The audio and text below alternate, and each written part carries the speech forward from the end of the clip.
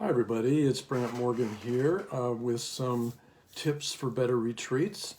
A lot of you new arrivals in the Retreat Blueprint and Retreats Made Easy courses are in the midst of doing your avatar worksheets. Some of you may even have finished them.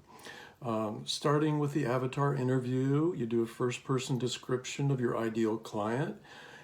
Then you identify and reframe her main problems or pain points, and then write out the benefits or solutions to those problems.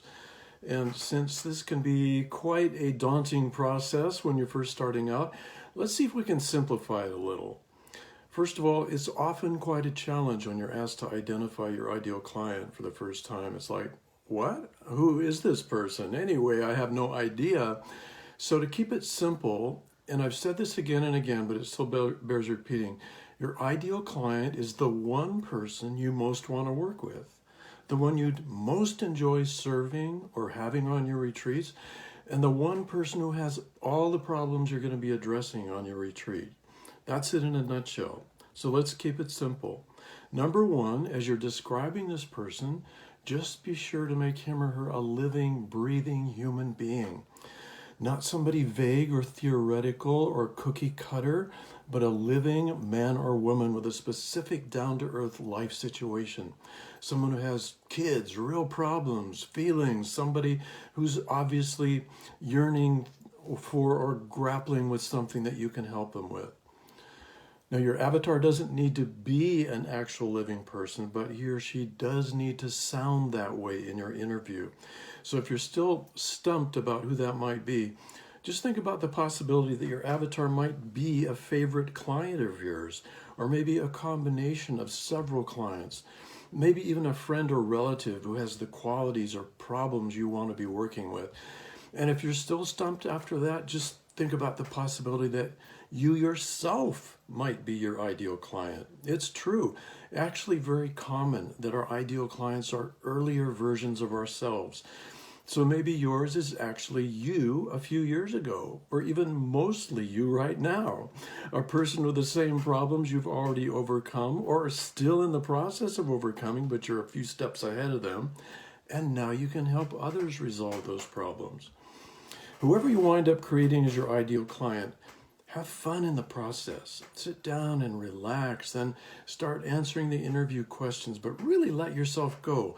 Let yourself sink into the mindset of your avatar and let her talk stream of consciousness about all the questions, especially the ones that push her buttons, bring up her wants and needs and conflicts and emotions, and then write at least a full paragraph on the ones that deal with her most pressing problems. Another thing I want to mention about that is that some of our course members rebel at the idea of having to be so specific about their ideal client. There's this tendency to say, hey, wait a minute, one person? I don't want to limit my audience. What I do is for everybody. No, it's not. And if you market to everybody, you'll get nobody. But if you market to one specific person, talk to one specific person, I guarantee, just like in an audience of 1,000 people, you'll get a host of other clients who are touched by the same message you have to give. Some of them not even close to your ideal client. So there's method in our madness, and that's why we always say, aim for the bullseye, and you'll attract a lot of other people in the outer rings too. So after you're done with your first person avatar description, then you go on to underline all her pain points. And when you're doing this, remember that a pain point doesn't have to be heavy duty pain per se. It can also be a strong want or need or desire that your ideal client has. Just as an example, our Wanderlust avatar wants to make more money, travel the world, and make a difference. Those are like 3 separate pain points, pretty mildly expressed. But we also know that underneath those wants, there's actually some pain too. For example, if we dug a little deeper and our avatar was really speaking frankly, we might hear her saying, I'm tired of being broke. I'm fed up with just being a housewife. I'm afraid I'll die without living my dream. See the difference? They're the same pain points, but the ones with strong emotions are much more powerful, and those are the ones that are going to touch your ideal client. So whatever your pain points, just be sure to include both the problem and a strong emotion. And to help you do that, we have a short little formula to check and see if your pain points have hit the nail on the head. And that formula goes like this. I have blank problem, and that makes me feel blank. For example, I can't pay the bills, and that makes me feel anxious and frustrated. Then instead of just saying the problem, I can't pay the bills, you have both the problem and the emotion together, see? I'm anxious and frustrated that I can't pay the bills. Much better. So just remember, emotion makes for more powerful pain points. So let your avatar talk with feeling. Now, your next step is to convert the pain points into questions that you can use in your marketing. When you're doing this, my simple advice is just to restate the original problem with a question mark at the end. I'll say that again. Just restate the original problem with a question mark at the end. For example, if the pain point is, I feel anxious and frustrated because I can't pay the bills, your question might be, feeling anxious and frustrated because you can't pay the bills? See? It's just the same problem with a question mark at the end. Now, obviously this is a simple one, but regardless of how complicated yours get, and they shouldn't be complicated by any means, just one simple sentence. Just remember this. Stay as close as you can to the original pain point, then tack a question mark on the end.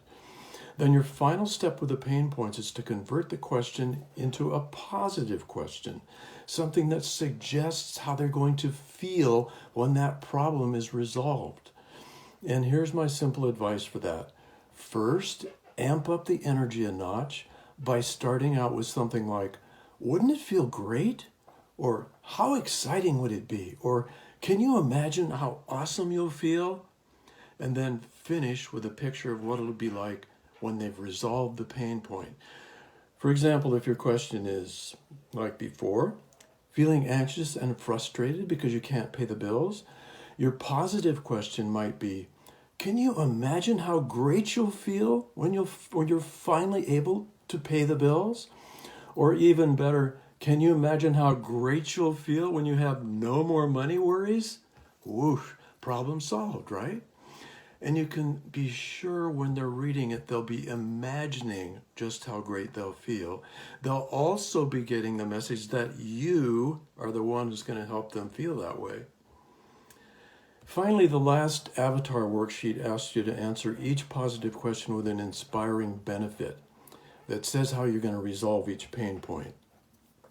And my simple solution here is, instead of writing a rambling, disjointed paragraph that doesn't really know where it's going, or talks in practitioner speak or spiritual speak, just forget all that and follow our neat little formula. On this retreat, through blank teachings and experiences, you'll get blank benefits so you can blank live happily ever after. Now, you don't have to stick rigidly to this formula, and we've written it out on the worksheet, so don't worry, it's there.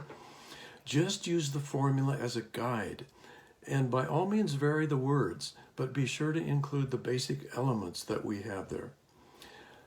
You do that in 2 sentences, guys, 2 sentences or less, and you'll have a set of outstanding benefits. Short, quick, energetic statements, each one worth $1,000 a piece.